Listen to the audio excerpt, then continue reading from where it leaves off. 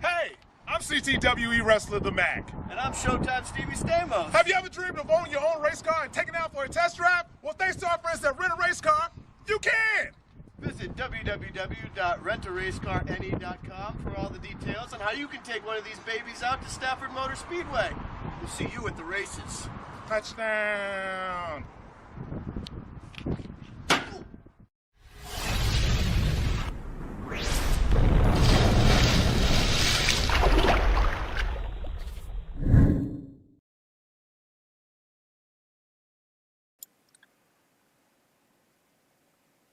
Welcome back live to Vidane TV here for another Multi-League Cup Series race, this time at Atlanta Motor Speedway. Showtime Paul Strickland Jr. up here in the booth alongside my brother from another mother, long time and no see, no hear from Wes Hogue, Rowdy Wesley Hogue.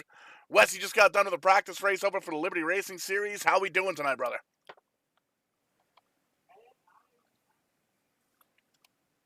With you, Paul Strickland Jr. here with Vidane TV. You know, we're about a year and a half into the creation of Vidane, and any time that I get to hop in this booth again with you, it brings back the memories of some good times during the pandemic where all we had was iRacing and beer. And here we are one more time, and a great lineup here at the Atlanta Motor Speedway here July 8th, 2021, as you see on your screen, the lineup for tonight's race. Absolutely. Just got wrapped up with qualifying just a few moments ago. Greg Wellen with a blistering lap time, putting himself on the pole with a 30.494 in that old 94 car, with Wesley Holland on the outside of him. Justin Michael starting third. Michael Milfelt fourth. Scott Patton up in fifth. Great run last week at the Road America race. Ken Huber, Robert Hayes, Merck, John Henderson, Doug Heffron rounding out the top 10. You'll be able to see the rest of the field here go through on your screen as we're getting ready to take this final pace lap and get ready to take that green flag. And we got to welcome everybody tuning in here tonight, just on the YouTube and over on the Twitch for the first time here this evening in a very, very long time. Having some issues with the Facebook Live. We've put in many, many support tickets to try and get our issues taken care of with that, but they have gone unanswered. So we'll stick with what works. YouTube is a fantastic tool for us to use, and we're very excited to be over there on the YouTubes. Be sure to click that share button, click that subscribe button to let you know whenever we go live. Currently running 2 races a week, plus the Wednesday night bench racing with Tim's Corner Live, brought to you by Tim's Corner Motorsports. But we're getting into the winter months here, Wes, and you know as well as I do, business picks up when the winter months hit here in iRacing, and business is about to pick up. There goes that pace car. He's making that hard left-hand turn. He's going to grab him a hot dog and a beer. Green flag in the air. Greg Welling, Justin Michael, taking that green flag. Side by side, 3 wide, a little bit further in the back, going into 1 and 2 with Welling in the 94. He gets the whole shot over from 1 and 2.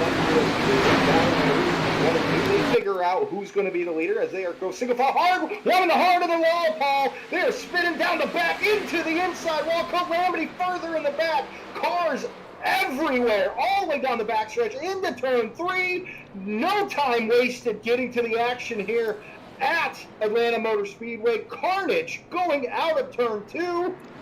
Paul, already the big one here at Atlanta. And there you can see the number 33 of Vern Markheim, your points leader, involved in the big one here on lap number 1 as we came across the backstretch. Going to back up the Kong Beer Bong instant replay for the very first time here this evening and find out exactly what happened. And this is one of those wrecks we're going to have to take a look here from the old chopper view up in the drone cam, as it were, because it was a lot going on here, and be able to see exactly what went down. Focus in that 58, Jay Smoke there in the SRX car. He was involved. The Smoke's up in front of him, and you can see the 22's involved. The 87, it looks like, is involved as well. There you can see the 32 getting a big piece of it. Check that. That's the 92 with a tire mark. Very well placed in there, making it look like a 32. We'll back it up here, see if we can take a look at Doug Hevron in the number 22 car.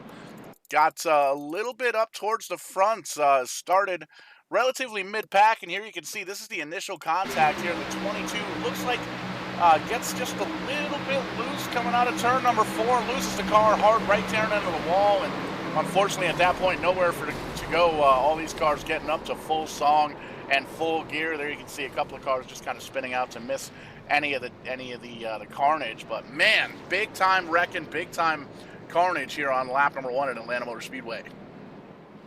Paul, coming out of 2, especially on cold tires, on new tires, it is really slick. If you're a driver that maybe doesn't have the same amount of experience here at Atlanta, or maybe you just weren't ready for it, it's very easy to lose it. And it looks like possibly that is what happened there coming out of the corner. But man, that was a rough one. A couple of cars going to come down pit road. Vern Markheim, Georgia Jones, Keith Haney, Doug Hevron, Andrew Schulte, Jason Garrett, and Jason Hughes all down getting service to their machines. And all those drivers involved in this lap 1 wreck, so going to get some damage repaired, probably get some fresh tires, and throw a little bit of fuel into that car. But it's a good opportunity for us to take a look at the supporters of this series, RSI Group.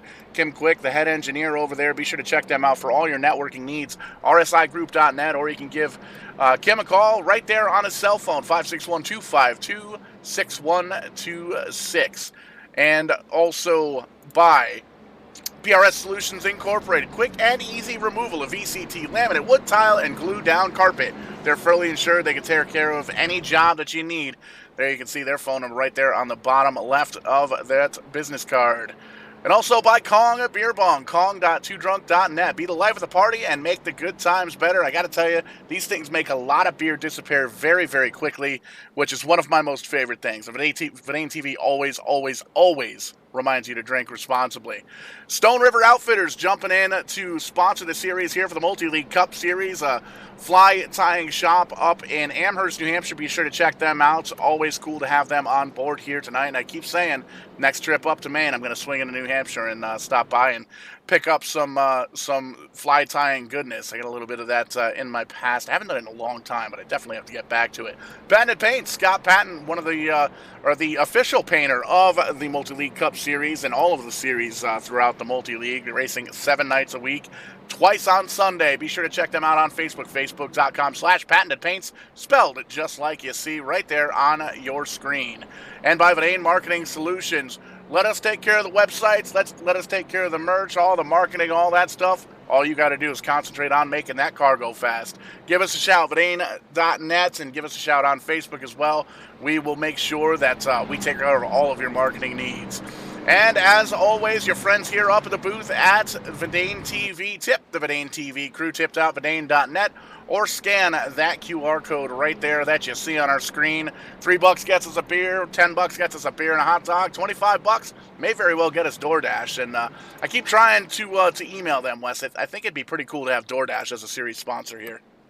I think that really would be. They're really big into NASCAR, and I feel like they would love to be a part of the sim racing community. Sim racing community is just as big as a NASCAR community. So, Paul, I was fortunate enough to find myself into the server, so I'm going to be able to help call this action here from the server, try to call it a little bit from a different point of view as well. And, Paul, I'm going to tell you this right now, a lot of cool paint schemes in this race as well as I've cycled through the field, but we're coming through 3 and 4 here. We're going to be restarting on lap 5. Again, if you're just joining us, big wreck coming off of turn 2 on lap 1. Taking out of the back half of the field, definitely. That has regrouped us as we're about to see the iRacing Mustang head down pit road one more again. We're going to re-rack them. Mustang heads down pit road, waiting for the leader fire. The leader fires off, and we are green. Greg Welland here in that number 94, taking the green flag, heading in for turn 1. A repeat of the initial start of the race. Great hole shot by that number 94 of Greg Welland. He's got about a half a car length now of the 87 of Justin Michael. Michael going to peek down low on the inside, see if he can make it work. He's going to have to because Wesley Holland filling in the gap up on the high side, getting right up to the back bumper of the 94. And there you can see that 46 car. He's moved himself up into the 4th position. Scott Patton's carrying that Stone River Outfitter car right there on the hood and the quarter panels of that car. Going to make the high side work. Ken Huber taking a peek at it as well down on the inside. Single file, 1, 2, 3. The battle is for 4th. Here comes that number 30 machine of Huber as he battles it. He's able to do so. Oh, up high still, they 199. I don't think Huber saw Rob Maines up there, and he actually did come across the radio. He did not know the 199 was there, so little hairy there, but no harm, no foul. That 30 though, trying to rip up off of the corner, finally clears Maines in the 199. He's able to take on 4th. He now sets his sights on Wesley Holland in that number 41 machine. Talking about the cream rising to the top. Yeah, on lap number 8, we're already seeing some of the more familiar names up towards the top. There's the 88 of the Air Jordan machine, Kyle Chadwick. The 1, 2, 3, the Kenny Schrader throwback. The Federated Auto Parts ride by Michael Milfeld Jr. He's moving his way up towards the front. The 199 coming up there as well. Eric Talent and the number 5 car trying to make a show of it as well. Putting Talent in Talent, and he's moving himself into the top 10. He's up 3 spots on the night, but up front still Greg Welland. He's running all the way up on that high side, the old Talladega BR line, if it will. He's well, a little bit lower that time, but last lap he was all the way up on that wall. Battle rages on here for 3rd as you have Huber working on that bottom line, trying to get around that 41 machine of Holland, side by side, door handle to door handle, coming out of 4, now lurking out of nowhere. Here comes that 88 machine, Kyle Chadwick. Didn't expect to see his name this quickly, but as he comes, here he goes. Side by side in the 1 and 2. They're double file behind the 2 leaders.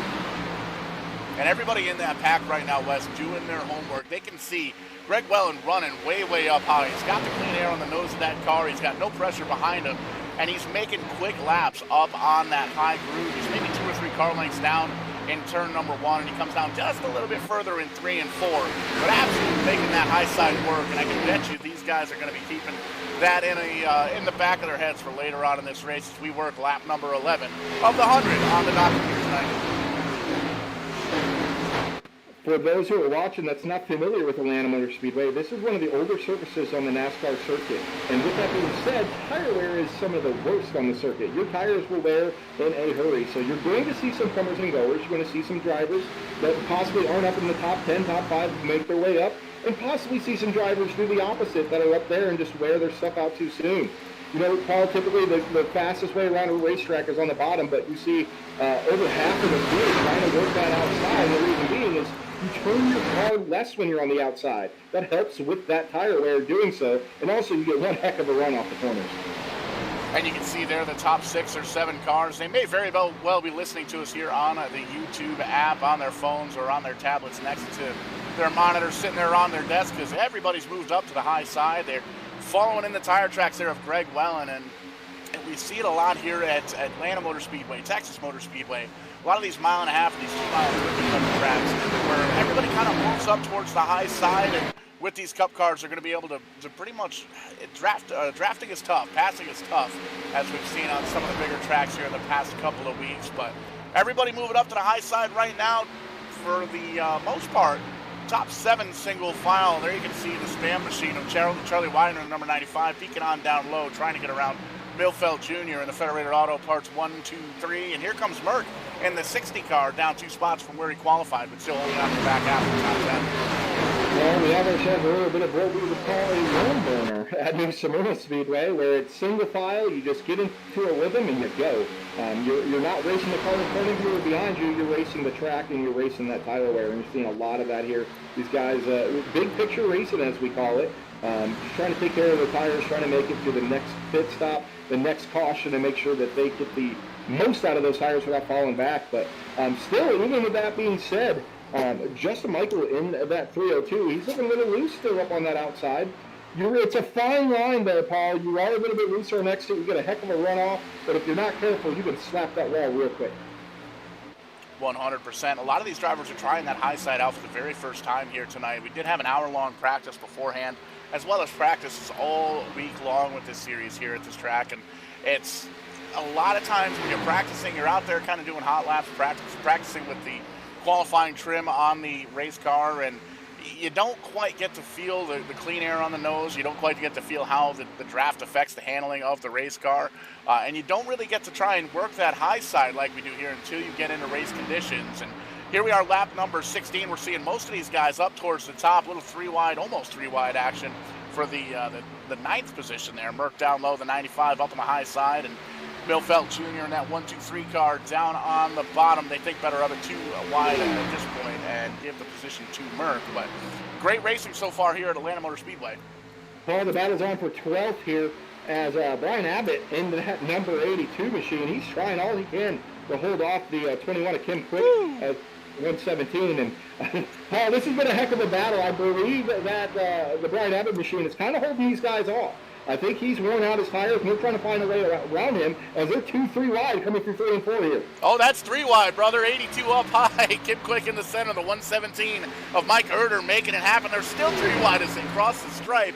A little bit loose for that 82 machine. They're going to go down into turn number 1 and think better of it. 82 losing the back handling of the race car just a little bit, but give that position temporarily to Kim Quick. He's going to hold on to the high side, and he is, in fact, going to hold on to that spot. But the 117 of Mike Herder making it happen down on the bottom side. But it seems like the 21 has just a little bit better run coming off the corners up in the high side. Further up front, it looks like that 46 now of Scott Patton. He's kind of in the same boat. He may be holding up that 60 machine of Merck, so we'll see if he gives him the chrome horn. Again, we're seeing comers and goers, but up front, Paul, that number 94, Greg Wallen, he's now under fire from Justin Michael. Justin Michael looking well into 3. He's down at his quarter panel, running 2 completely different lines in the corners as these drivers have been. He gets right to his door coming out of 4, but that 94 has such a run off the corner. Should be able to clear him here, but that 302 of Michael is holding strong. 100%, 302 in the scoring, 87 on your screen. Justin Michael going to hold on to the position, try and get it down low. You can see he moves up the track just a little bit in the entry of turn number 1 to try and get just a bit of momentum, but not quite enough for Greg Wellen. And this is exactly what Wesley Holland wants to see. These guys battling side by side has allowed him to check all the way up to the back bumper of the 94. And there you can see a little slide job action. The 87 moving up in front of Greg Wellen, give the lead to Justin Michael, but the 94 is not done. All over the back bumper of the new leader.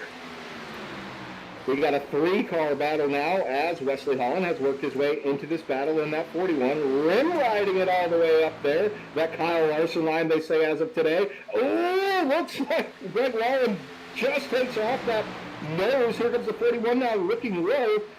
Going to work his way around Wallen. Maybe Wallen did tear up his tires a little bit quicker on the start. These drivers were able to conserve a little bit. And now you're going to see Wallen now falling back a little bit. But that battle for the lead heating up. Let's see if Wallen can hold on until the next pit stop as he steadily starts to lose a little bit of ground. But here comes that 41 of Wesley Holland putting pressure on that 87 of Michael. And there you can see the 94 may very well have burned the tires off running that high line for 22 laps now. Checking back just a little bit, but now it's side by side. Wesley Holland going to take a peek down on the low side under Justin Michael there in the 87. The track racer, easy enough for me to say. Give the position to the 81. Check that. Give it to the 41 as they cross the stripe. That time by, he's going to hold on to it just a little bit. But again, we've seen the high side very, very strong here at Atlanta Motor Speedway. Side by side as they come off the corner. If these cars had door handles, Wes, you could put a zip tie between the two of them. A little bit of contact there, maybe, as you see Holland now falling back. That low line, I'm telling you, Paul, it will tear up some tires, and that may have been what has happened to Holland here. Is now that number 94 of Baldwin is able to get a second win. He gets back into second, and now out of nowhere, that 199 machine, Paul. Rob Haynes able to get up into third place, rim riding, trying to get that position from Holland coming out of turn 2. They're still side by side. Holland comes up, clears him, a little bit of slide job. So they're having a party for 4 up towards the front. A little bit of breakaway back in 5th position. It's going to be Merck, Jeff Merck, I believe, in the number 60 car, the Skeeter Boats ride, and Scott Patton behind him in the number 46, right about where he's qualified into this race here tonight, down 1 spot, but still up in about the halfway point of the top 10. Ken Huber, the number 30 Caterpillar car, in 7th. Behind him, Kyle Chadwick, side by side now with Michael Milfeld Jr. in the 1-2-3. Charlie Wider rounding out the top 10, that 95 span ride. You can see Wes all the way throughout the field for the most part, pretty much single file, a little bit of 2x2 action throughout, but everybody racing, like you made mention, racing the track. This is the first, we've been green flag here since about lap 3 when we got that restart after that big wreck on lap number 1.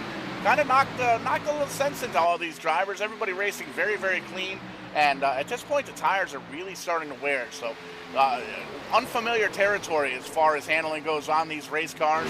And you can see these guys are trying to make the best of it. They're trying to hold on to the track position that they can, but they also don't want to overdrive the cars. They don't want to overdrive the tires and get themselves in trouble.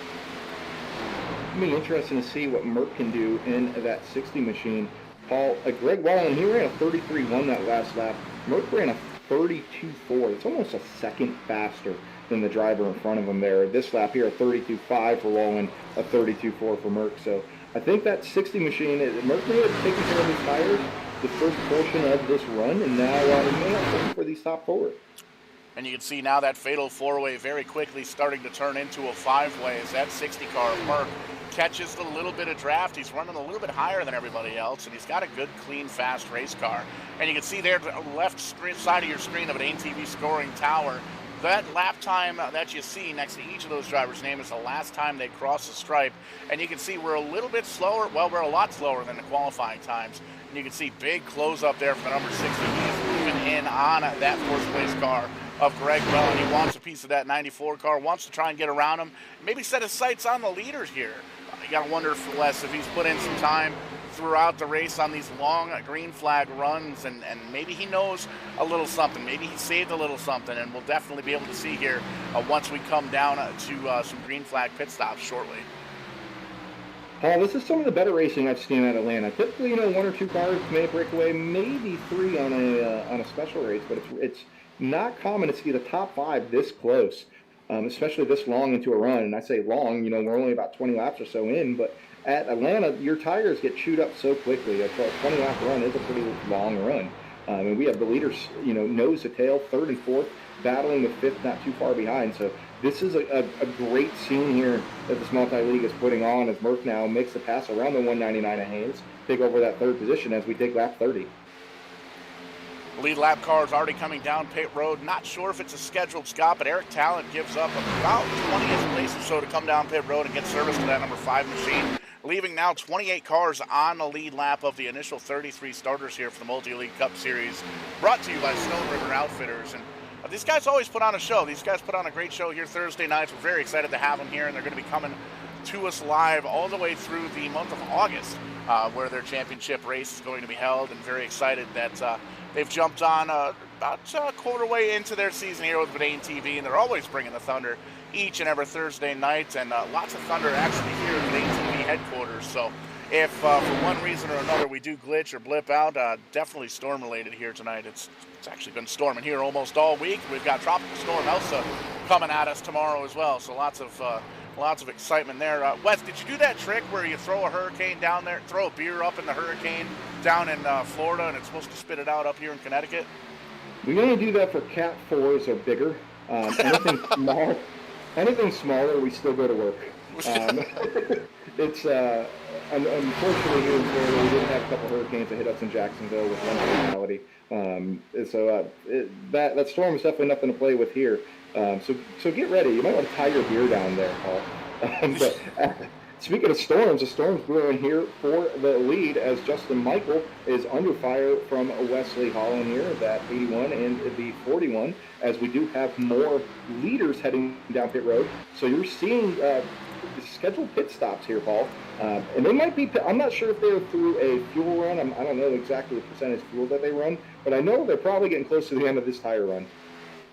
100%. There's a lot of times you go to the racetrack here in iRacing and you run through the tires before you run through the fuel load. And Atlanta Motor Speedway, like you just said, is one of those tracks. You saw Kim Quick in the 21 machine giving up his spot on the lead lap. And here come the leaders as well. The 87 down pit road, as is Wesley Holland, Justin Michael down, Ken Huber, Charlie Widener, all these guys coming down to get service on pit road. Business is about to pick up here, Wes.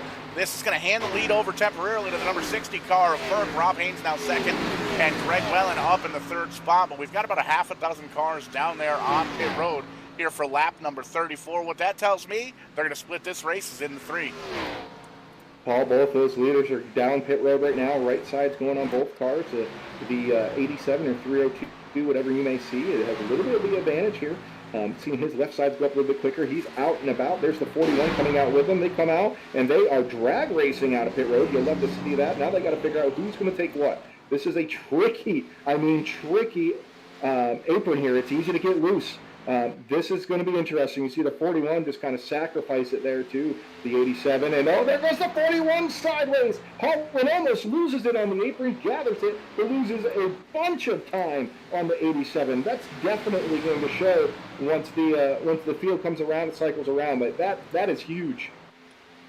One of those mistakes you really have to take care of. Merck, the leader, coming down pit road. Mike Herter, Michael Milfeld Jr., Keith Haney, Scott Patton, Jason Garrett, Joe Marks, and Gary Woldbolt all down pit road getting service.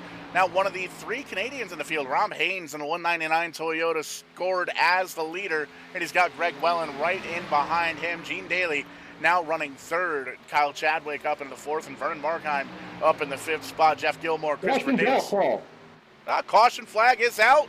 That 98, Paul, 98. Big still wrecking. The 88 to get together. Just ARCA breaking. Oh, man, that was big. 98, Paul, that's where you're going to want to see. A lot of damage on the 98. The 88 came out of nowhere and popped him as well. This is going to be big because this is also at the time, it's right in the middle of pit stops. So not exactly sure what happened here, Paul. Something happened with the 98 machine. He collected the 88 and then the 30 as well. So carnage here at Atlanta. That is a tough break for the 88 car. That is the P5 driver. And good news for, well, just about everybody in the top 10 or 11. Those guys have not come down pit road yet. So they will be able to come down, not lose a lap, be able to take their time and get service done to that machine. But we'll pull up the Kong Beer Bong instant replay, and we're going to focus in here on the number 98 car, as well as the 88. And there you can see the 98, Gene Daly, down on the low side. 87 comes down, makes it 3 wide. The 98... well, the 87 comes on around, and it just looks like one car came down while the other one came up, and they didn't quite realize they were there. Oh, big hit for Ken Huber in the number 30 car. That'll explain why he's parked down in the garage area. He is all done for the night. That's a tough break. Looks like the 98's going to call it quits here tonight as well. So that's a couple of really fast race cars here tonight, Wes, all done on lap number 33. And I'll tell you what, Kim Quick, the race controls letting them know the minimal speed is 120.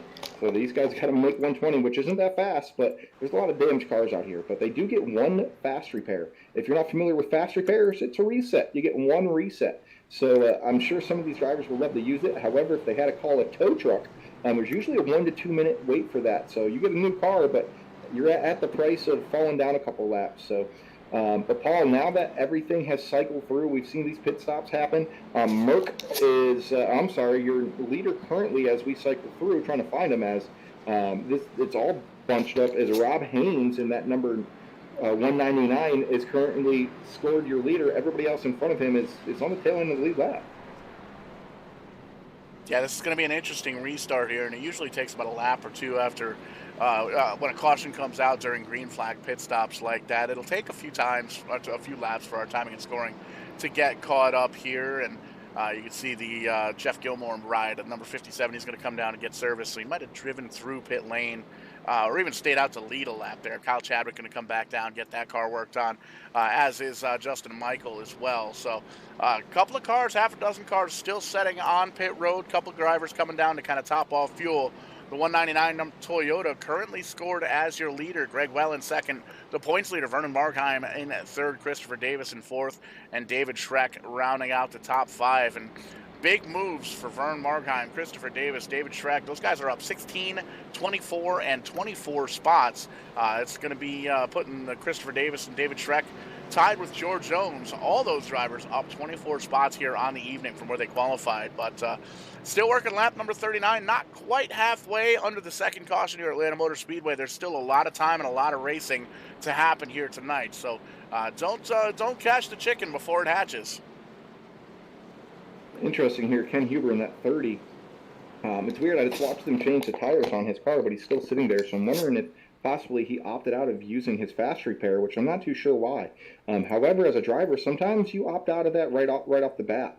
Right as soon as you start the race, you have a box that you can uncheck, and when you uncheck that, you do that so you don't use it on accident. And you might have minimal damage that is really it's so minimal you don't need to get it fixed, and then if you use that fast repair on that, you've wasted it. So that might be the problem here that the 30 of Ken Huber is seeing, that he just decided not to use that fast repair. So, man, that's a tough break. He was having a strong run, but now we have half the field taking a waiver around here, Paul, leaving the leader with the Haynes in that number 199. Greg Wallen finds himself back up front in that 94. Third place right now is going to be Vernon Markheim in that 33 machine. And then outside of him will be that 38 of Christopher Davis. So some unfamiliar faces up front, Paul. We haven't seen some of these faces yet up here. Yeah, the top seven really in the catbird seat under this caution. There you can see everybody. Well, these guys right here that you're seeing on your screen, they were able to come down pit road, take their time, 4 tires, a little bit of adjustment, maybe knock out some of the sheet metal, whereas everybody else actually had to come down under green flag conditions, and then the caution flag came out. So the way the rules work, they are able to stay out as long as the leaders come down pit road. They get the wave around, so they are going to be on the tail end of the lead lap, but they've already got at least a lap, 2, sometimes 3 or 4 laps on their tires. So advantage definitely going to go to the top 7, but there goes the iRacing Mustang pace car, and the whole shot goes to the 199. Great restart for Robert Hayes, as he's already got about 3 or 4 car lengths over the second place position, which before they hit turn number 1 is going to go to Vern Markheim in the number 33. 100 lap dash here at Atlanta, almost to that halfway point. 10 to go until we get there, as we are single file, as Haynes shows that 199. Once he gets a little bit of clean air, he's able to set sail. But that number 94 of Wallen working on the outside on the 33. He's led quite a few laps here today, and he wants that top spot back. Again, though, here we go, Paul. You see the leader all the way out there. You want to go up there and you want to lead some more, but you got to watch that tire wear. So it's a constant battle. And speaking of battles, now top 5, we got Davis battling here with Mitten in that number 92. And that's exactly what Rob Haynes, the leader in the 199 Toyota, wants to see. He wants to see a mirror full of mayhem, and that is exactly what he's got. There you can see on the left side of your screen the 94 Greg Wellen again all the way up by that high side, and everybody third on back trying to shuffle for position, get as much track position they can get on those clean tires. They want to try and take advantage of that as they can, and you can see the Vern Markheim machine at the 33 holding on to the third position just barely as he's got a side-by-side. Oh, Kim Quick, it looks like. No, who was that? Somebody just blew a motor up in the top 5, and I can't quite tell who it was. Paul, that was actually Kim Quick is having connection issues, Paul. Some bad connection issues. He's decided to drop to the back because it's hard for him to see what's going on. He's having a lot of connection issues. So no blown motor, but possibly a blown modem. So he is got out of harm's way and hopefully clears up for him. And that's one of the tough things here with the iRacing simulation service. Every car that you're seeing here on your screen, if you're unfamiliar with sim racing, everybody here is driving either at their computer desk at home. Some drivers are race car drivers and they've got their simulator set up at the race shop, or they might be hooked up in a garage like myself here doing the broadcast at the ATV HQ. And it's everybody in here is an actual person driving an actual, well, not an actual race car, but an actual simulated race car. And unfortunately, with the storms going on all over the Northeast, and some storms going on out west as well, connection issues are tough to deal with here, and we're lucky here at Verdane HQ. Everything seems to be holding up just fine. Not sure what the weather's like outside. I can still hear a little bit of thunder. I think it's downpouring out there, man. I like to the analogy of connection issues being a lot like motor issues, electrical issues in an actual race car. There's certain things you just can't control from that seat.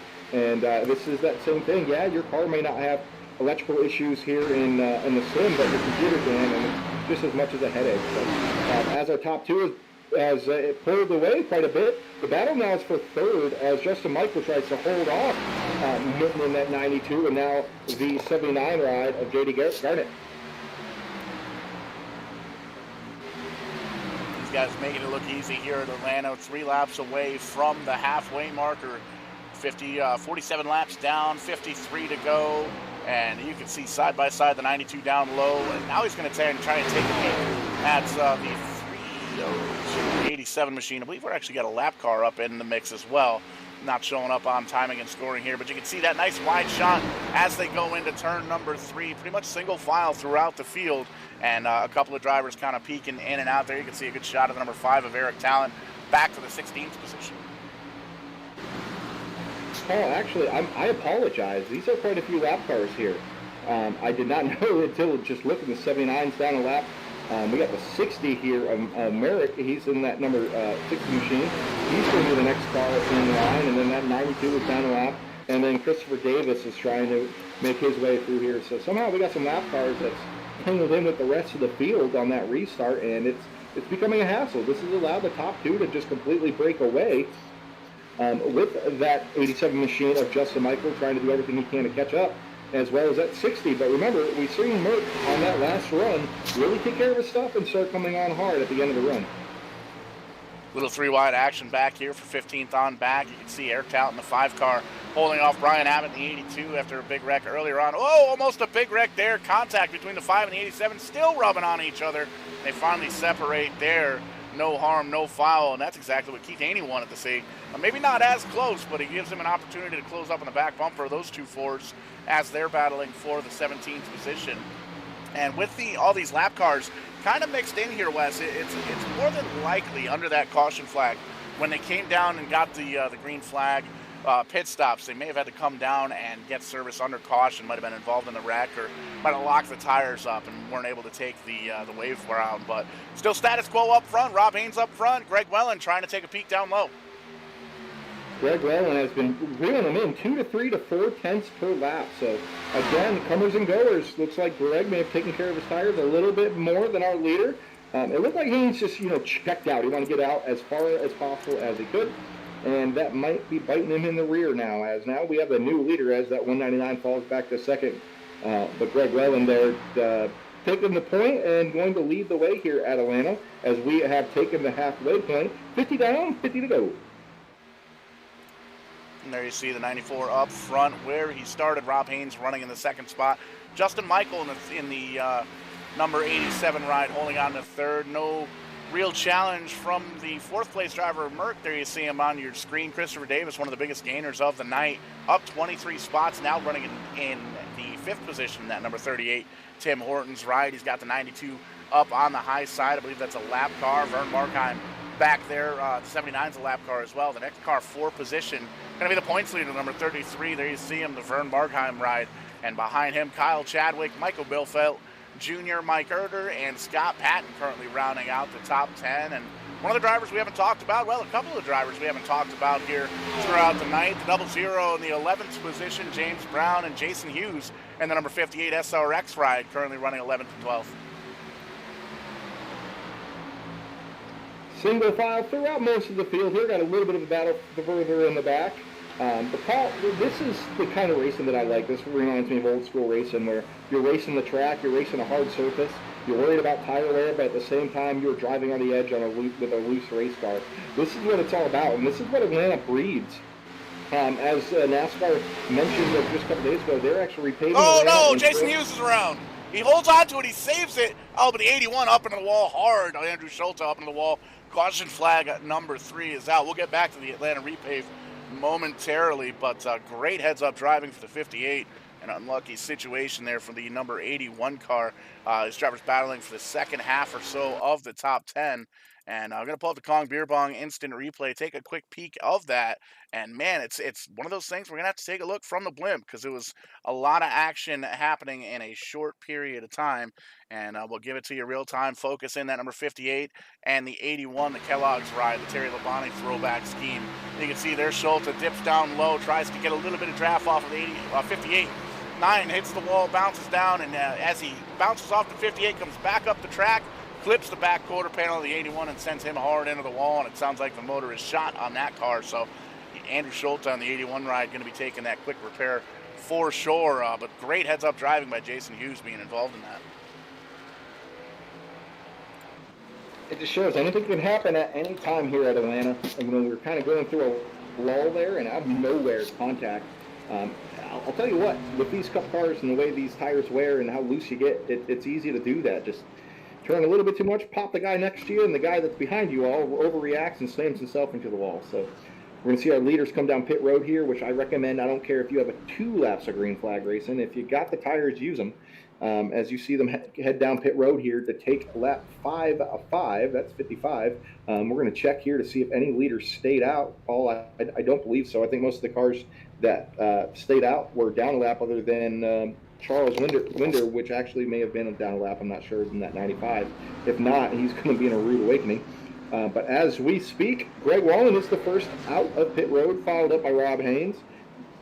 Justin Michael following him out, Merck in that 60, and then Vernon Margin in that number 33 machine. So it's interesting, Paul. I can't see you over on my side, but if Charles Widener stayed out and he's on the lead lap, he's going to be your leader. Yeah, taking a look at him right now, you can see he's got a couple of lap cars up in front of him. Not sure if he just wanted to stay out and lead a lap. We'll see here this time by if he comes down to get service on that number 95 Spam machine. And it's one of those deals. It's a real marketing thing, and it's a throwback paint scheme from, I want to say the 80s, maybe the 90s. Not even entirely sure. It's got to be the 90s because that's when I first started watching NASCAR. Yeah, and always made me want a nice Spam and egg sandwich. I'm a big fan of Spam. What? What do you mean? What do you mean what? It's ham. Yeah, it's delicious. Some parts of it are meat. The other parts are still unknown. But it looks like that the 95 Charles Wyman is going to be your leader. He did stay out. And one thing I've learned racing at this track, Widener's going to have his hands full. Because even just a few laps of green flag racing on your tires is a big difference compared to your fresh rubber. So, but again, Greg Wallen's going to line up second. We've seen that he has no problem saving his tires, going up and getting them when he needs to. So this will be an interesting one. And also for your Ken Huber fans of that number 30 machine, he is still sitting on pit road for anybody that cares. As well as Rod Minton in the 92 is head down pit road one more time as well, possibly to get a little bit of fuel, as well as maybe a little bit of damage fixed. So a little bit going on here. We're about to get one to go here, Paul. We're about to get racing again here at Atlanta Motor Speedway. And we can see, according to timing and scoring, 24 cars on a lead lap in the initial 33. And this is going to be an interesting restart. Charlie Widener going to be on old tires in that 95 machine, but Greg Willen, 4 fresh tires in the 94 ride, going to be starting on the outside here. And we've seen all night long he's made that outside work all throughout the evening, and that may not be the best decision, having not quite fresh tires down on the bottom side against Greg Willen on the outside. And Paul, you got to remember, on warm tires, sometimes you can spin those tires. when they're hot, you're about to restart, you can spin those rears, which could be another big wild card that can be thrown into this. So a really gutsy move here, but sometimes that's what it takes to get a win. I don't see myself making this move this early in the race unless he predicts, we're going to get another caution in the next 5-10 laps. I'm not exactly, I think he was 9th actually before this caution came out. So again, this is a gamble. We will see if it pays off. So we're actually just getting word that the leader, the number 95, is on 25 lap old tires. I'm going to say that one more time. The leader is on 25 old lap tires. That's a death wish.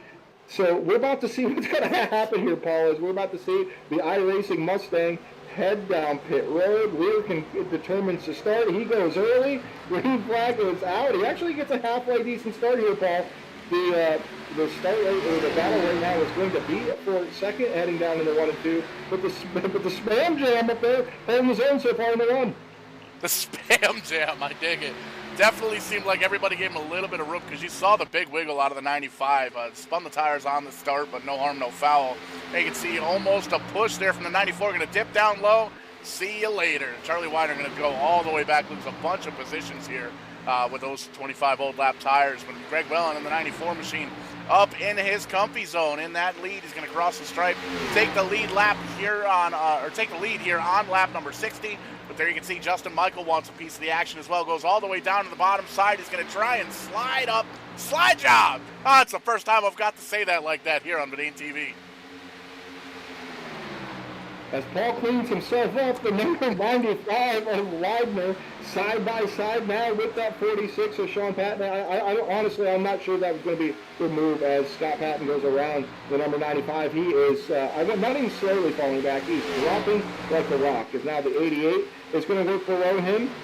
Chadwick in that 88 machine. Here comes the 38, here comes the 123, and more. So it's a pit stop. He was 9th. This is definitely biting him in the tail, but maybe this was a little bit of strategy you want to try out. Maybe if he needed to do it later on in the race. But looks like we got a battle for the lead here, Paul. And there you can see the number 60 machine of Merck down low in the Skeeter ride on number 60. Tried to take a peek. Caution! Blair! I don't know. Joe Marks, the number 4 car, pointed in the wrong direction. Number 11. And spinning, gets done spinning out there. And you can see the 79 on pit road. We'll see if he was involved. But gives us an opportunity for the Kong of Beer Bong instant replay. And it gives Charlie Widener, the number 95, an opportunity to come down and get some tires on that car. Didn't quite work out like he wanted it to. We're going to rewind this. Paul, you're going to want to go to the 111. The 111 and 79 make contact going into 3. That's where the carnage starts. So we'll pull that up here on the Kong Beer Bong instant replay, and the 4 car got a piece of it. Saw him pointed in the wrong direction, all jammed up, but it's one of those awesome technology things where you push the wrong button one too many times and it ends up being the right button. And, well, it actually works out here. You can see on the Kong Beer Bong instant replay. We'll give it to you in real time as we do it live here on Verdane TV. And looks like the 79 actually clips the wall on the straightaway. It gets into the 111 car, and there you can see the contact with the, big contact with the 4 car. Massive contact. Tears up the front of that race car. Black smoke out of the 111. Black smoke out of the number 4.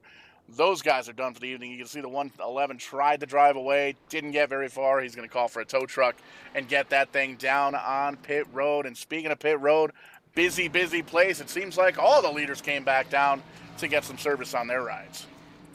Almost all of them. Kyle Chadwick in that 88 decided to stay out. His tires were nearly as old as the 95s there, but again, we're talking about gambles here. Mike Erter in the 117 machine, we haven't said his name much. He stayed out, as well as James O'Brien. We haven't said his name at all in the 00. He stayed out, and looks like possibly David Schreck in the 10 or in the 9 as well. Everybody wrapping up pit stops here on lap number 63. For the most part, I think we can make it on one more pit stop here. We made it about 27 or so green flag laps before we saw these drivers start to make pit stops. So at this point, you might see some guys maybe come back down, get a little top off on fuel, and maybe get maybe throw some tires on as well. And there you can see Kyle Chadwick out front, up 14 spots in the night. Mike Erder in the second position. He's up 23 spots. James Brown up 21. And David Schreck, the biggest gainer of the night, up 25 spots from where he qualified. Jeff Gilmore, Jeff Merck, Justin Michael, Greg Wellen, Rob Haynes, and Scott Patton rounding out the top 10. And the points leader, Vern Markheim, holding on to that 11th position. And giving these drivers an opportunity to kind of cool down a little single file action as the pace car parades these drivers around. Give an opportunity to kind of take a quick sip of the drink, pull the belts tight, and get ready for the final 40 or so laps. Paul, I'm going to put you on the spot here. 17. Favorite mixed drink? Actually, Tito's and Minute Maid Lemonade has been the drink of the night for the past couple of weeks. Mine has been Jameson mixed with a little bit of Tears of Depression. And, I got a lot of those. I got those on tap here. If you add a little bit of salt, it goes down a little easier and it makes you crave more. It's the drink of choice here around here. So no, I'm just messing with you guys. We like to have fun here. Paul and I don't get to call enough races, so those who haven't heard Paul and I, or maybe weren't around for the first 9 months of Verdane, we like to joke around and like to keep it light here because neither of us know anything about being light, as we're both on the heavy side. So if we get the opportunity to do anything light, that's what we do here. As speaking of light, the lights are off on the iRacing Mustang as Paul gathers its thoughts and licks off the donut cream off of his beard. Paul, do you think this is going to work out here for our leaders that decide to stay out? Good segue. The only reason I don't eat in the booth anymore is because Wes usually calls me out halfway through a green flag run. But absolutely, anybody out there watching on YouTube, finish up the race here tonight with us, and then check out some of the videos that we've got. Over 400 live shows that we've called here in the past past year and a half, and many, many more to come. Got a lot of stuff coming up this winter, finalizing the NEP schedule, finalizing the East Coast Winter League schedule. We're hoping to have the Liberty Racing League come join us on Monday nights here for the Winter Series. Lots of stuff going on here at Verdane TV, lots of stuff going on in the iRacing world, and we've got the Bottle Rocket 300 coming up this winter as well. If you don't know what that is, that's good. That means none of my guys have leaked out any information. But that's coming up soon. The iRacing Mustang pace car. He's going to go get himself a donut down on pit road. Green flag is in the air, and there goes Kyle Chadwick in the number 88 car. He gets the whole shot to 117, trying to hold on that high side.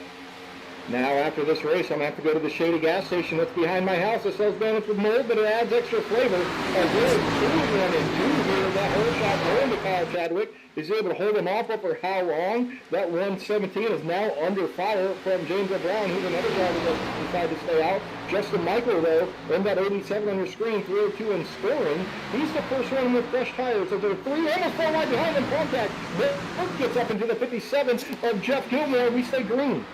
Big-time Jaguar cars here from second on back. All these drivers trying to get up on the high side, trying to get in the preferred line, but everybody seems to be battling each other for that position.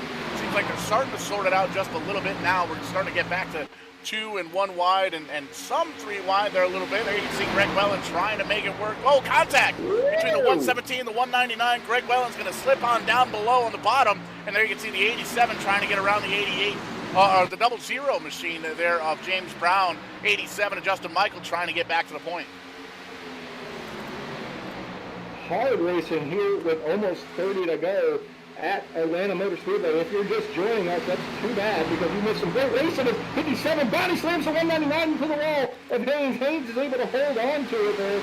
Great job, great handling there by that 199 of Rob Haynes, making sure that he doesn't spin that thing out. But it's getting heated here, Paul. The time to give and take is over. It's time to just take and run away. As we've seen, the leaders try to do so, but that first car with that fresh rubber on them is Justin Michael. Oh, and then it's 60. 60 holds it. 60 gets almost wrecked. He's able to hold on to it. The entire field checks up. Wow, what a drive. If you haven't been watching the Multi-League Cup Series here on Thursday nights, this right here is what you have been missing.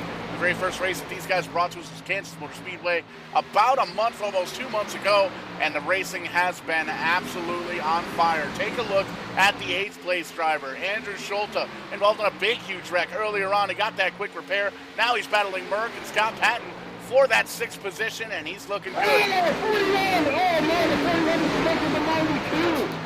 Minton. He just pushed him straight up the track and recycled him, Paul. I'm sorry to cut you off there, but the 92 just got recycled by the 41, who's now taking the 3 wide on the outside.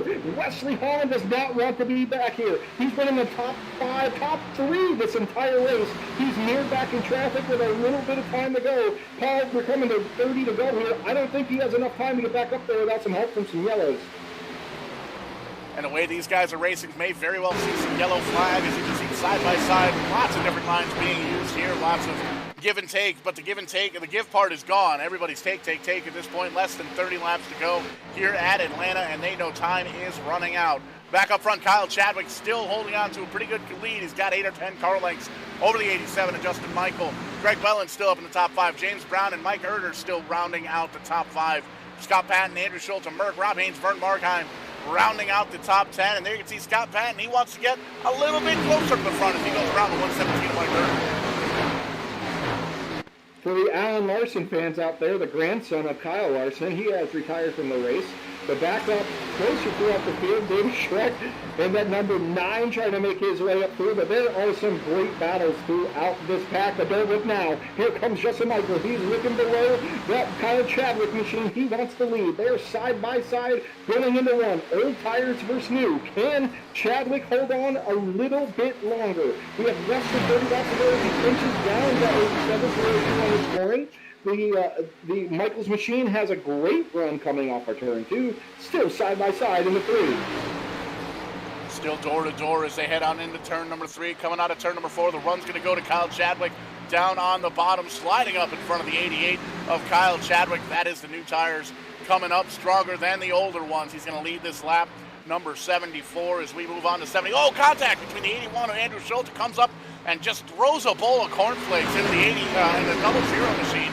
Gives him a great big old door slam, slides up in front of him, and he's going to take that 4th position. But I bet you that back bumper is going to be missing some of the sheet metal after a few bumps.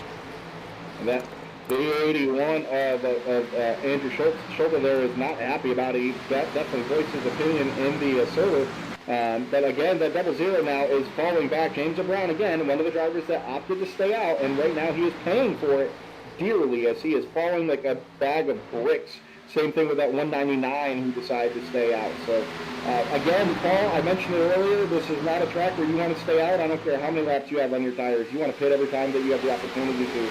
And these guys are paying for it. But some great racing here. At the line this time will be 25 to go, Paul. And I don't know. I'm trying to remember the way that the pit strategy was before, but we may have one more pit stop. And if we do, this is going to get better and interesting audio. Yeah. Very interesting indeed, and one of the interesting things, we got to take a peek at that 41 car, absolutely shot out of a rocket. Oh, the 00 up into the wall, comes back down to the track, avoids everybody else, but the 41 car, somebody call Elon Musk because he stole one of those Falcon 9 rockets. The 41 car all the way up to 7th. Check that 6th as he gets around down to the bottom side of 88 of Kyle Chadwick. Sets his sight now on Jeff Burke and that Skeeter Boats number 60 car. That 41 car absolutely on fire. He must have heard me say a few laps ago that I didn't think he had enough time when we had like 30 to 35 to go, because he is just making his way up through this pack with those fresh tires.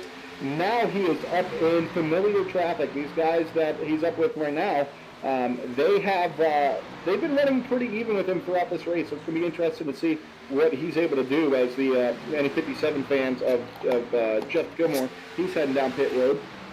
Not too sure why, but possibly he stayed out and that hasn't worked out for him. So any of his fans, he has head down pit road, but this field is just scattered out here. High side, low side, middle side, the front. Now there goes the 41, making his way around Merck for 5th. And you can see Scott Patton's already up to 3rd position, right behind Greg Wellen, and those drivers all working the high side. And Greg actually down to the middle groove at this point as everybody else is starting to move up to the high side. And you made mention, Wes, a lot of these drivers electing to choose different lines around the racetrack and kind of meeting in the middle. So that's one of the things we're going to have to keep an eye on here throughout the last 22 laps or so. So we've got 22 to go. Last time we crossed the stripe, Andrew Schultz trying to pin down below Scott Patton. He's got a mirror full of that 41 of Wesley Holland. He's already up to the top 5. Definitely didn't expect to see Wesley Holland up this quickly. I thought it was going to be a little too late for him. However, he has proven me wrong, and I'm loving it. There is a rocket ship underneath that 41, and he's doing a heck of a job. We're up front right now. Again, Michael trying to hold off that Greg Welling machine of that 94. That outside line makes it really hard just to run it to get off unless you have a much stronger car. It makes it really hard to do much. But, ladies and gentlemen, we will have a wild card of 21 of Ken Quick. Looks like he's got those issues figured out, all those gremlins worked out in that 21 machine. He may be a lap car that's thrown into this as these drivers pretty closer to his back bumper. So this thing is far from over as they're still nose to tail up front. 20 laps to go, and everybody pretty much single file in the front groove. Going to be doing some homework there. You can see a great shot of the top six.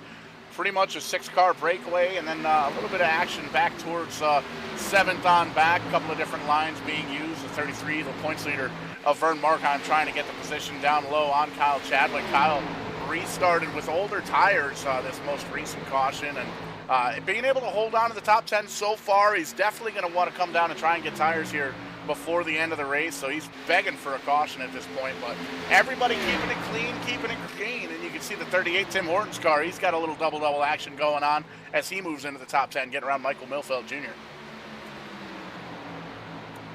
Starting to heat up, Paul. Again, we're not exactly sure on what fuel percentages these guys are running. We may have one more pit stop in them here, coming with about 17 to go. This is going to be really interesting if they do have to make another stop. As now the 94, Greg Wallen, he has shown his dominance throughout this race. This car is best out in the clean air. As you see, Justin Michael do a little bit of side draft there, try to take a little bit of momentum from that 94 machine. It's down there side by side for 1 and 2 for the lead. Here we go. Can Justin Michael hold him off one more time? So far, so good. Clears him off at turn 2. We're going to turn 3 now. The 94 now, Wallen has to regroup and try again in turn 1.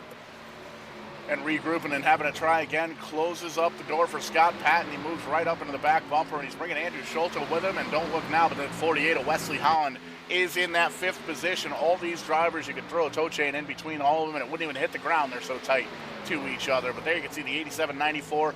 They get into the corner. They start to lose just a little bit of ground, but as these top 2 drivers come out of the corners, they really are able to put a little bit of a gap on the 3rd place driver. But that time the 46 holds on pretty tough, and he's right on the bumper of the 94. And almost all of these drivers using that high line, and we've seen here at Atlanta, at Texas Motor Speedway, in iRacing and in real racing, the Cup racing, the high line is the place to be, especially towards the end of the race. There's all the fantastic finishes we've seen at Texas Motor Speedway with the drivers all the way up by the wall, and tries to get around the driver, just has to go a little bit higher than the guy in front of him. So really looking forward to the end of this race, coming to the stripe. Going to be 15 laps to go.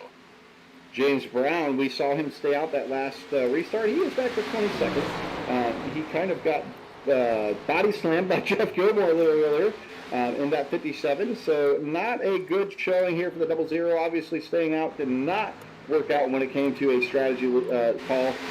Same with anybody else that stayed out in that last pit stop.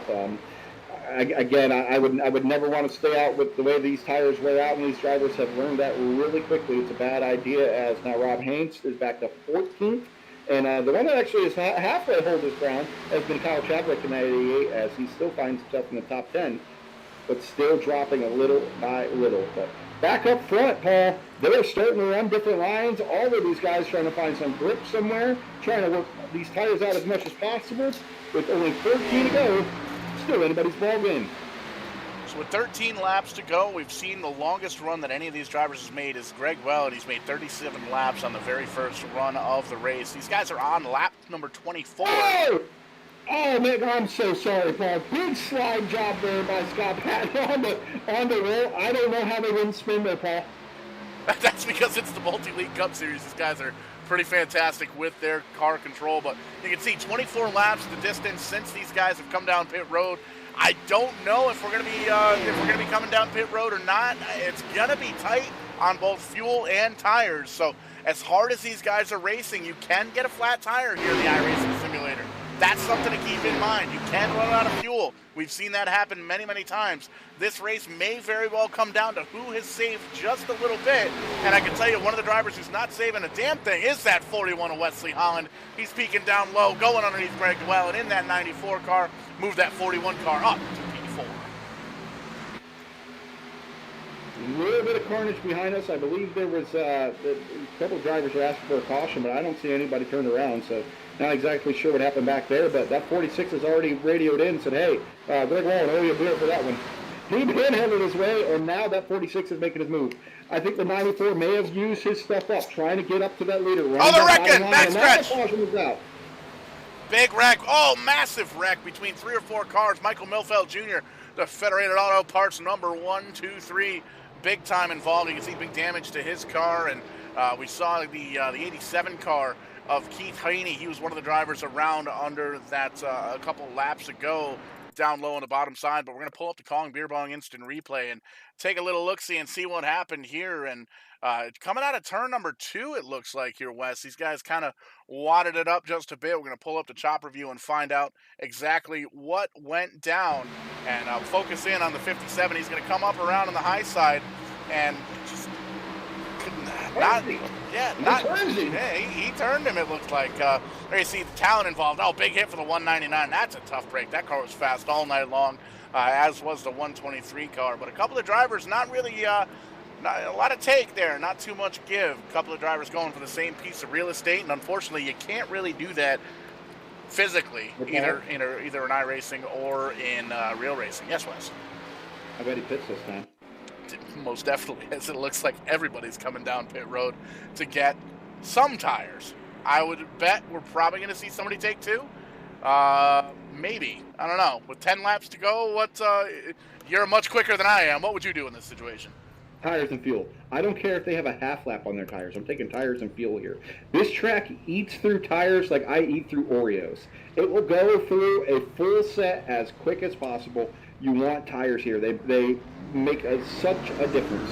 And here comes a race out of pit road. A couple cars inside of each other. That's kicking. And it looks like the winner off of pit road will be Justin Michael. He's going to get the whole shot, followed up by possibly the 46, the Greg Wallen machine in the 94 third. Still trying to figure it out here for 4th. I'm not too sure if Schultz in the 81 has it, or if the 41 of Wesley Holland. They're still side by side. Possibly it's going to it's going to go to Holland here. So now you got to put your money right now on Justin Michael. He's got the track edition, 10 to go. We're going to be restarting with about 8 to 7 to go. So man, the cream always rises to the top here, Paul. There you can see the pit stop times there, 15.3 for Justin Michael, enough to get him out on the first position. Kyle Chadwick taking 2 tires there with a 9.7, so we'll see how well that works. He did pretty well on older tires on one of the restarts here earlier on, so we'll see what that car can do with 2 tires on it. More than likely going to be right sides on that, but probably going to get this restart with 7 laps to go. And these guys really have put on a hell of a show all throughout the night. Taking a quick peek, it looks like there are 26 cars on, nope, check that. There are 21 cars on the lead lap, the last one being James 00 Brown in that 00 car. And Justin Michael out front, Scott Patton second, Greg Bell in third, Wesley Holland fourth, Andrew Schulte in fifth, Kyle Chadwick, Jeff Merck, Vern Markheim, Charlie Widener, and Christopher Davis rounding out the top 10. And man, Wes, it's been a great race all night long here at Atlanta Motor Speedway. I think you've seen these guys run here before, but it's one of those deals. You don't quite know everybody as well as everybody else. So I'm going to give you first pick. Who's winning this race? After seeing the drive that these drivers have, I like third place of Greg Wallen. I think he's shown some aggression. I think he has what it takes to get up there and get it. I'm going to go with the guys restarting right outside of him, the number 41 of Wesley Holland. We saw him back in about 12th to 15th position earlier on, and he drove himself all the way up to the top 5 in that number 41 car. So I don't think Wesley Holland is done making his way up towards the front, and got a very quick car, got a very clean car in that number 41. You can see the couple of drivers getting that wave by. The lights are off on the iRacing Mustang pace car. We're getting them lined up 2 by 2 all the way through, getting ready to take the green flag for potentially the final restart of the night. Take one more gulp of your daddy sodas, ladies and gentlemen. This is going to get good. If for some reason you're just now joining us, shame on you, because you've missed 92 laps of pure excitement. But, just but, We're going to be here for at least 6 more laps of insane racing here. The cream has risen to the top. The drivers we've seen up front all night have made their way back up front, and these guys have been mirrored as far back as 15th at certain points in this race, Paul. So this is the way it happens here with this multi-week series. The fast drivers make their way to the front one way or another and show these boys how it's done. So the drivers are getting their little booty set up in their chairs a little bit better. They're moving closer to the wheel. They're moving closer to the pedals. They're waiting for that pace car to head down pit road, gripping that wheel just a wee bit harder. As now you see the Mustang, iRacing Mustang, head down pit road. Green flag is out, and we are off as the leader that goes the outside gets the whole shot here. Michael to the lead, 36 of Sean Patton side by side with Wes Holland. They lead by 11-2. Tire strategy out the window, fuel strategy out the window. It's time to go to work. It's time to drive. Justin Michael gets the whole shot. He's got a great lead. Oh, big wiggle for Greg Wellen. A little bit of contact between he and the 41. Contact further back in the field, up into the wall. Big wreck. Aaron Talon involved. 87, I believe, is involved. Oh, big hit for the 28. Oh, man. Jesus, Earnhardt. Man, oh, man. I sure hope that was okay. Oh, I'm sure he's fine. The 92 involved. The 111. Great job. The 21, great job getting those cars stopped before making any contact with some of these wrecked race cars. But, man, oh, man, we saw it coming. These drivers coming up with less than 10 laps to go, getting the restart. And you got to take all that you can at this point. And a couple of drivers battling for position as they came out of turn number 2. And we'll give you the replay right now, presented to you by Kong Beer Bong. You can see the 82 up high there. You can see the 9, the 5. They're all racing for each other. The 5 gets loose. He actually comes up into the 82 car, and they make contact. The 58 is involved as well. He gets a little bit of a piece of it. Jay Smoke there in the 58. Big hit for the number 28 car. That's going to be George Jones in that ride. The Eric Talent spun around the 5.56. He does a good job getting stopped and wound up before the caution. If you can, Paul, get an in-car view of the 00. What a job by James Brown. Oh, wrong pop singer. Wrong pop singer, indeed. But James 00 Brown will back him up here. We can do that here on the sim racing thing. We can view the replays back. We're going to give you the cockpit view. Here you go. Coming to the caution. There's the smoke, and where there's smoke, there's fire. Holy moly, cars and mayhem all over the place. James Brown drives through it all, and that is why he's part of this Multi-League Cup Series. That is some heads-up driving by the number 00. And man, oh man, we're going to get this restart here, Wes, with less than 5 laps to go. I am excited. Paul, I hope you have all your daddy sodas with you now, man, because this is what it's all about. Atlanta is a tough track. Yes, it's a 1.5 miles. There's many 1.5 mile tracks. But there's nothing like Atlanta Motor Speedway. With the way that this track is, the bumps, the grooves in it, you feel every single bump. For the viewers, you can see how the lanes are distinctive because of those grooves in the track. You feel those as you drive over them. So we got 2 green light checkers in their pocket. These drivers know that. They have 1 reset, not like they want to use it, especially if you're up front, but they're going to drive as hard as they can. It doesn't matter about tire wear anymore, ladies and gentlemen. You're not going to see Greg Wallen follow the back to conserve tires and work his way to the front. You're going to see him go pedal to the metal. And I'm excited to see how this is going to finish out here. And I think a kind of an underdog out of this is Andrew Solta. We haven't said his name too much in the 81 machine, but he's up there, and he's trying to make a statement as well. So there you can see Justin Michael holding on to the lead. Scott Patton in second. Greg Will in third. Wesley Holland up to fourth.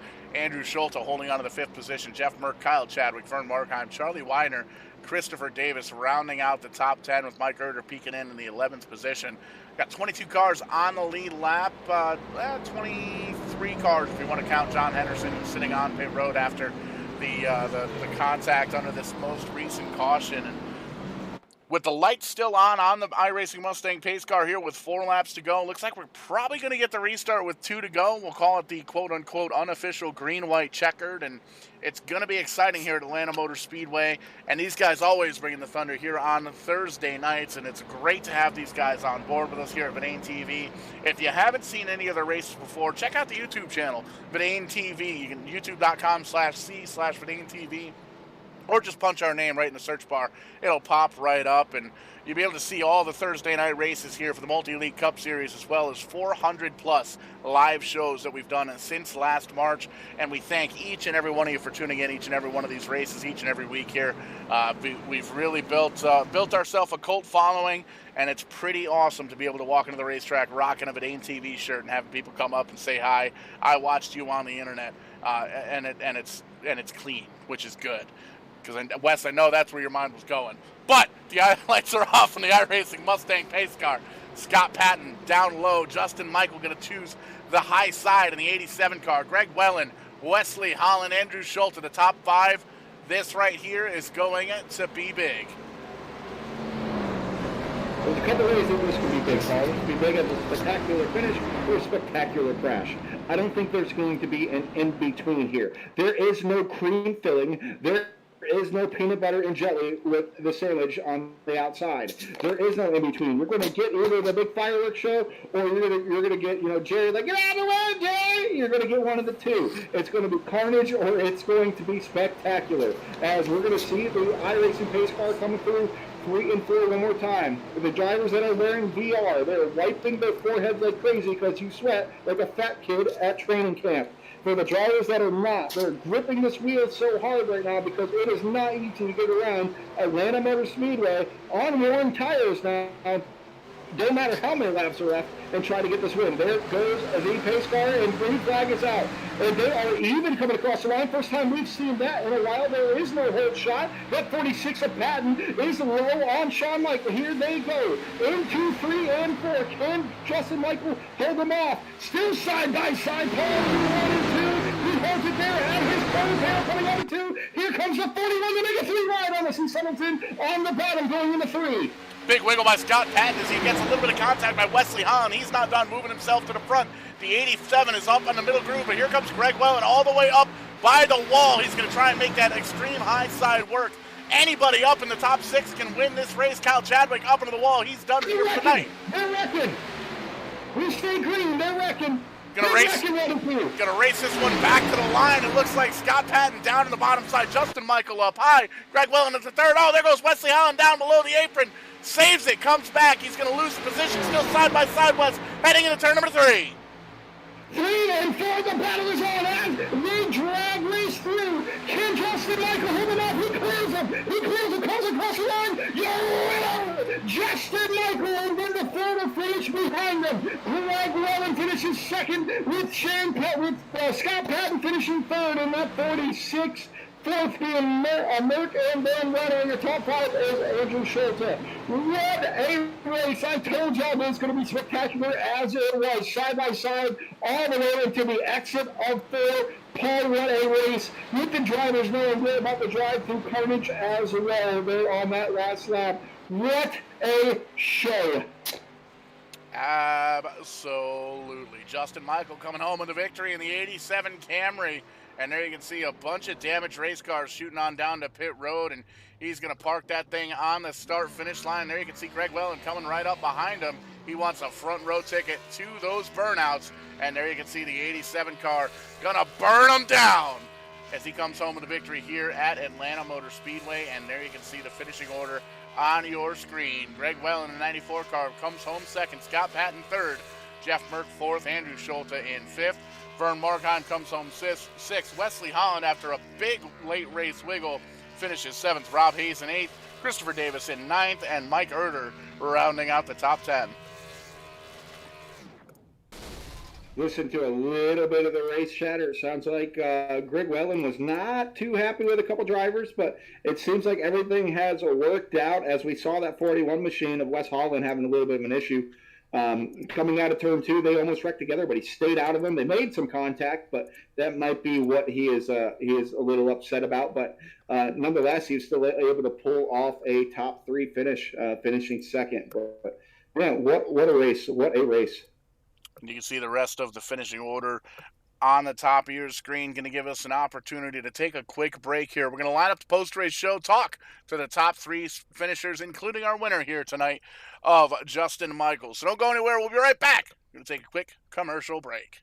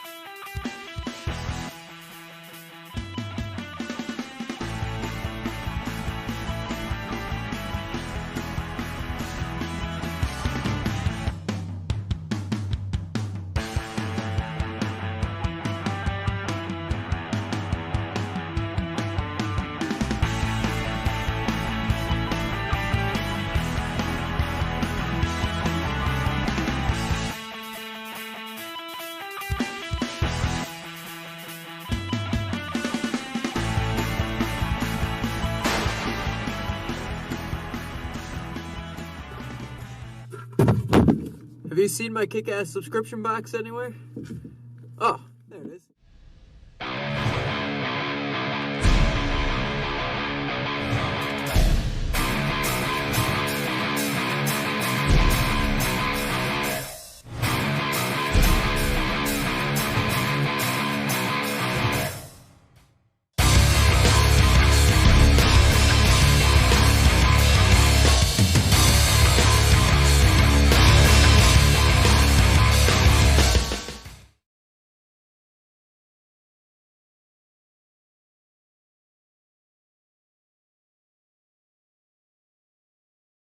Vidane TV, as we are at the conclusion here of Atlanta Motor Speedway, a 100-lap dash, ladies and gentlemen, and I'm going to start off here with our winner, the 302 on the scoring screen, Justin Michael. Justin, congratulations on the win. It came down to a green-white checkered side by side until the final corner. Walk us through your journey.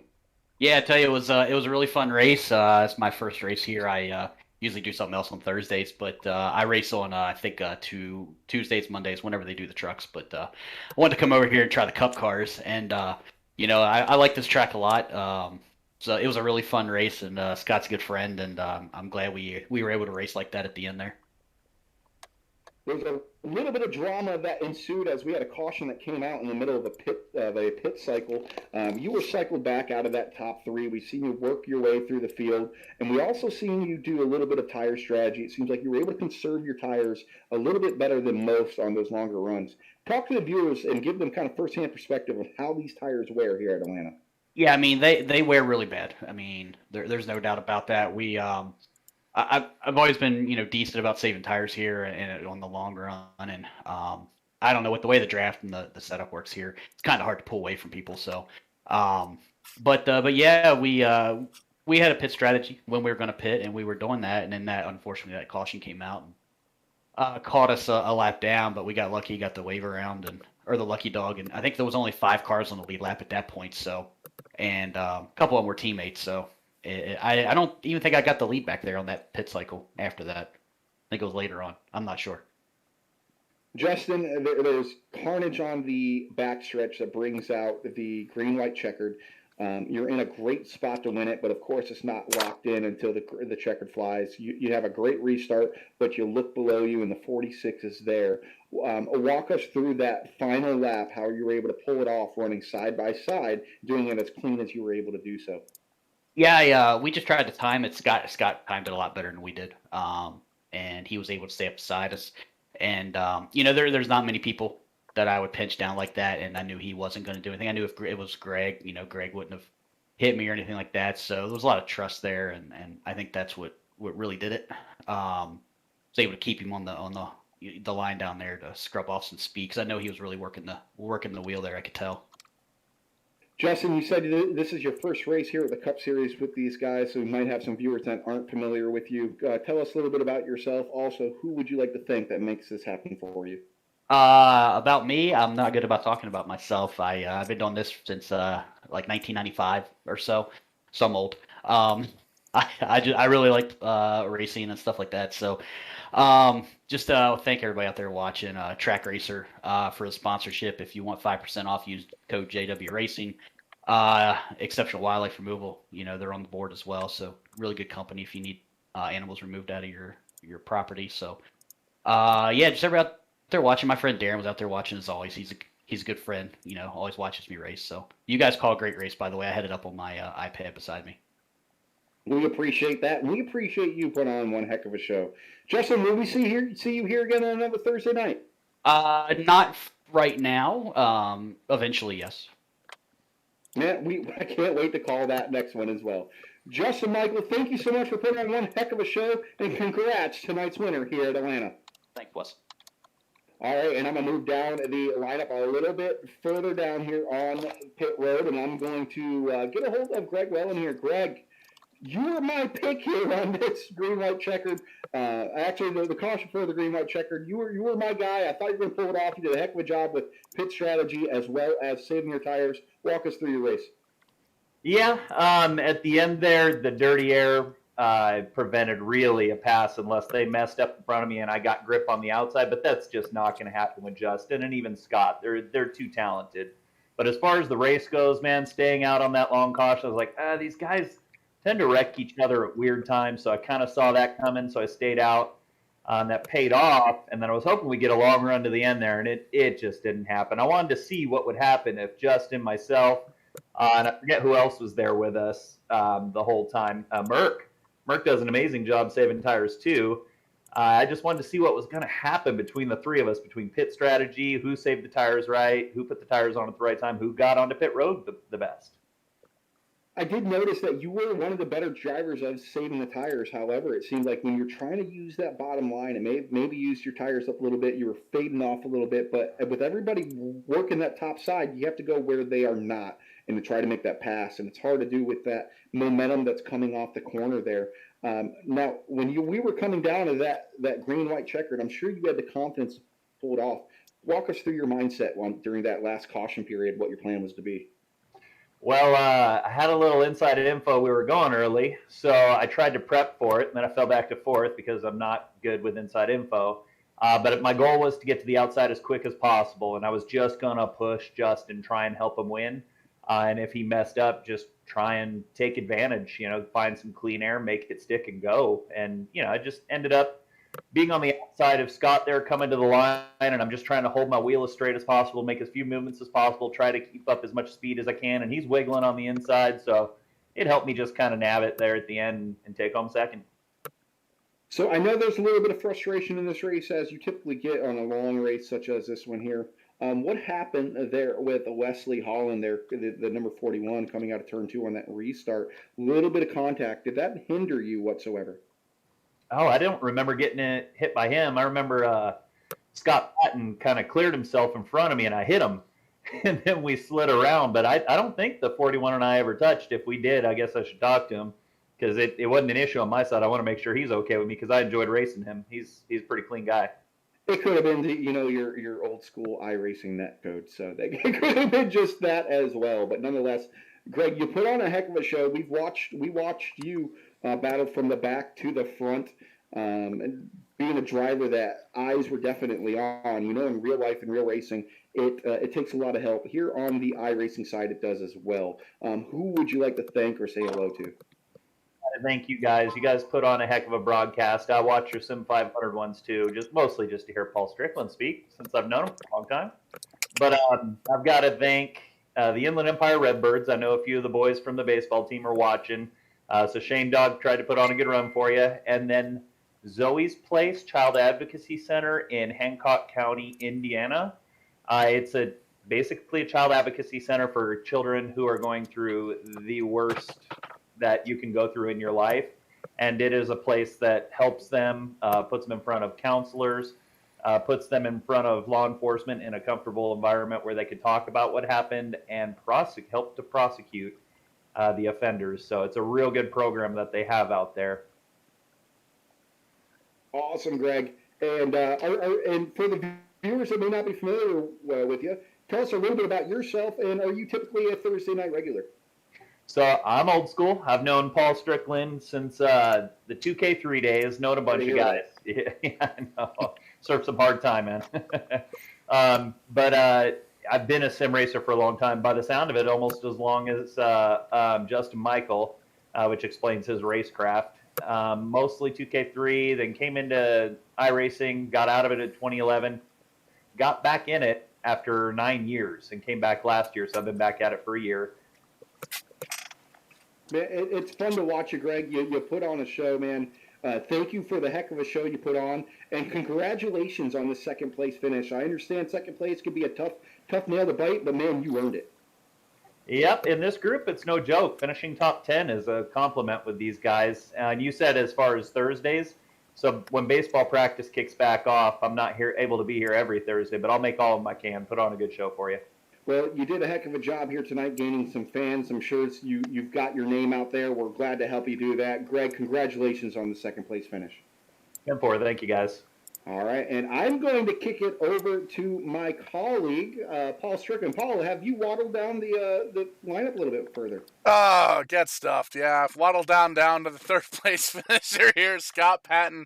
Great run here tonight, and you've shown why you've moved yourself into the fourth position here in the point standings after only making 17 of the 20 starts so far here tonight, Scott. Great run tonight. Had a little bit in the tank, it looked like, but a good solid finish here, third place. Talk to us.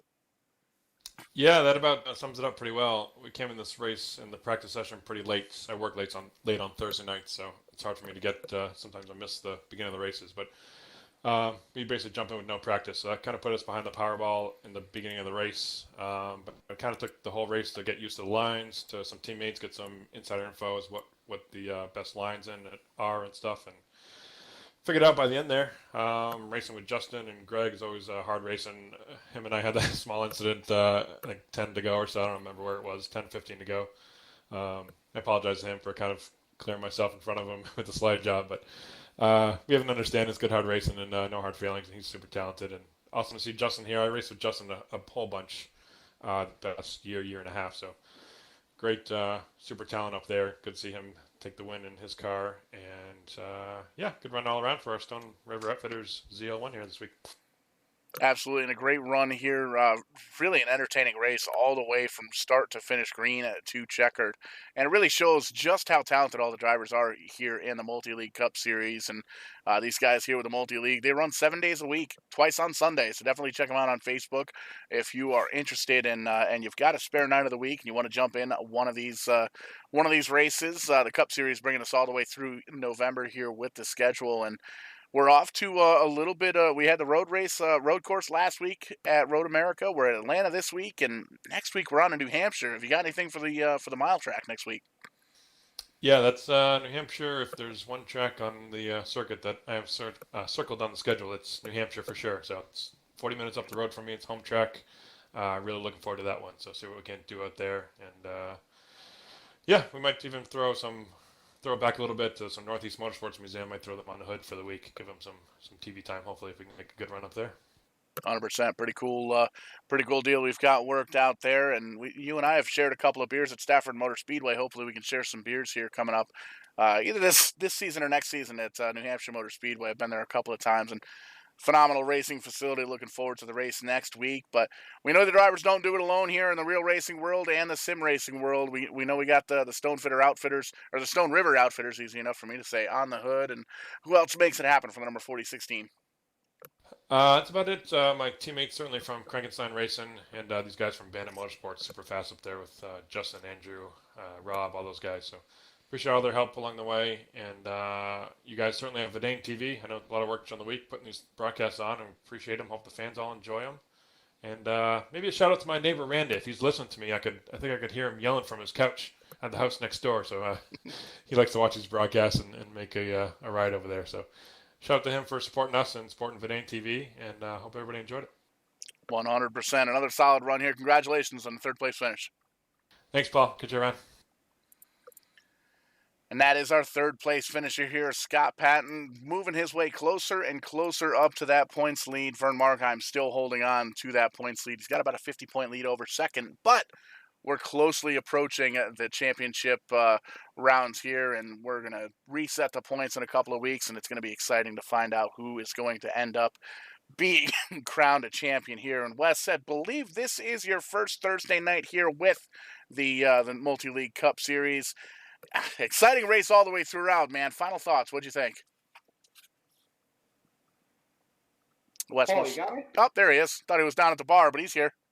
No, I'm still catching my breath.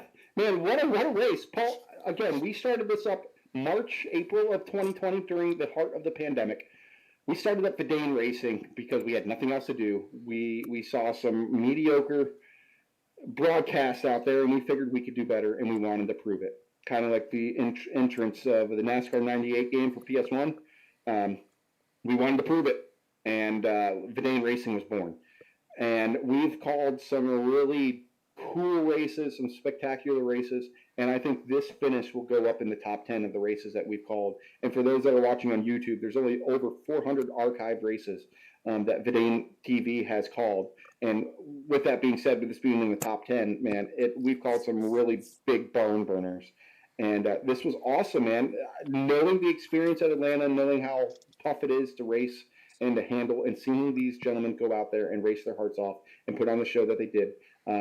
So much respect to them and their talent to do so. And it was a privilege to be able to hear next to you in this booth. It's a little tight in here, but we had some fun. And this is what it's all about, man. It's all about having fun. For sure, and we had a lot of fun here tonight with the Multi-League Cup Series brought to you by Stone River Outfitters, and it's great to have those guys on board. And be sure to, if you're in the New Hampshire area, be sure to check them out. They're in Amherst, New Hampshire, and always support those that support sim racing and to support our fun hobby that we have here. And always take a quick peek. You can see some of the new shirts that we've got added into our shop, Verdane.shop, www.verdane.shop. Lots of new shirts added in here this week and lots of ideas flowing in. We're going to be adding a bunch of stuff in here throughout the next couple of weeks as well. We do Sim Racing League shirts. We do driver shirts. If you've got an idea you want to try and sell a little bit of merch, give us a little DM over on the Facebook or on the YouTube or on Twitter, wherever you're watching us, wherever you're finding us here on the social media outlets, and we'll definitely be able to hook you up with a design and somewhere to sell off your shirts. And going to take a quick peek here as well at the upcoming schedule, essentially the weekly schedule here, and you can see tomorrow night, Friday night, usually unavailable because of Stafford Motor Speedway. This guy's always up at the track, but with Tropical Storm Elsa making her debut up here in the Northeast tonight into tomorrow morning, slowly kind of leaving tomorrow afternoon. They've already called a racing action, so probably take a look at my personal Twitch, twitch.tv/strictly94. We're going to be doing some kind of stupid internet gaming because it's going to be raining out. Maybe I'll take the quad out and we'll go live on Twitch with that. I don't know. During a hurricane, I think that'll be good entertainment TV. But Monday night back with Sim 500, the Trans-Service Cup Series, 9:05 p.m. Eastern start with Kevin England and Tim Terry. And then Wednesday night, Tim's Corner Motorsports brings us Tim's Corner live at 7 p.m. Eastern. And we've already seen the schedule for the Loose Lugs Racing Series on Wednesday nights. Right after that, 9:10-ish p.m. Eastern starting time for those guys. Going to be coming back to us here in a couple of weeks in the last Wednesday of July, and I actually got a text message from Corey Casagrande, the New England, Pennsylvania iRacing head race official. They are just about finalized with their Winter Series schedule. They're going to be coming at us live on Thursdays, a couple of Friday night show. The All-Star race is going to be on a Wednesday. Lots of racing action coming up in the winter time. We're looking for sponsors. We're looking for advertisers. We're looking for people that want to build their brand and want to grow with us. And we are not done growing here at Verdane TV. We've got 1,800 followers on Facebook. We've got just about 520 subscribers on YouTube. We're looking to double those numbers by the end of the year, and we can't do it without you, the fans, without you, the sponsors, and anybody out there that wants to get their logo out in front of the masses as we do here at Verdane TV. And lots of cool stuff coming up. We made mention the Bottle Rocket 300. That's going to be coming at you live here on Verdane TV as well. Details coming out for that very, very shortly. Next week or two, we should have some preliminary, easy enough for me to say, details on that. We're going to have some sponsorship opportunities available for that as well. But for everybody here for the Multi-League Cup Series for Verdane TV, I'm Showtime Paul Strickland Jr. Alongside me, Rowdy Wesley Hogue for the first time in the booth in a very long time. It seems like... Huh? Give me 2 claps and a Ric Flair. Woo! Woo! Oh, I forgot to clap. In any sense, we will catch you on the flip side when we do. We're going to be doing it live.